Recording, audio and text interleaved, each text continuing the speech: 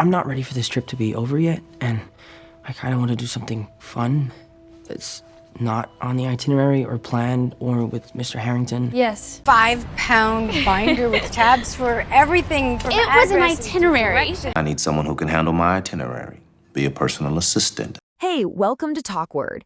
This is the show where we get to dig into the amazing stories behind the words you probably use every single day.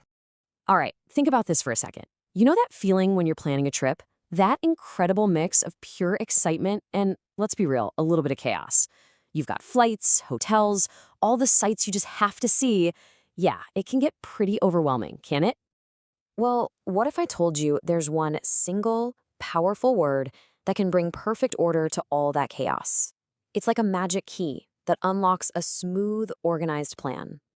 And that word, the one we're diving into today, is itinerary. Seriously, think of it like your blueprint, your roadmap to the perfect journey. So where did this super useful word even come from? To really get what it means now, we've got to take a little trip back in time. So the word itinerary has had its own little journey, which is kind of funny when you think about it. It all starts back in ancient Rome.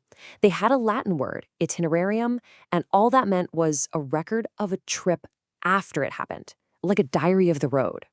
Fast forward to the 15th century, an itinerary still meant looking back, like a written story of a journey. But here's the cool part, the big switch.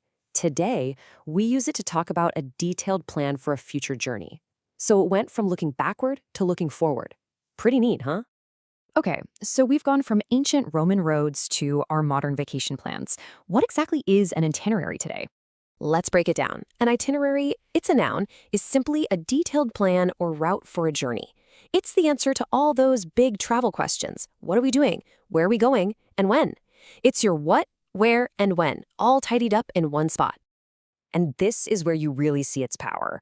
An itinerary takes this, that jumbled mess of ideas, emails, and random notes, and it turns it into this, a clear, structured, stress-free plan. Okay, let's make this real. Check out this sample itinerary for a day in London. You've got the time, the activity, and the location, all laid out. 9 a.m. museum tour, 1 p.m. lunch. Simple, right? But it does so much more than just organize your day. It cuts down on that what's next anxiety. It frees up your brain so you can just be in the moment and actually enjoy yourself. All right, so we get what it is, but how do you actually use itinerary when you're talking to someone? Let's get into it. Here are a few super common ways you'll hear it. You could say something like, I'll email you the final itinerary for our trip. Or you could ask, hey, what's on the itinerary for tomorrow?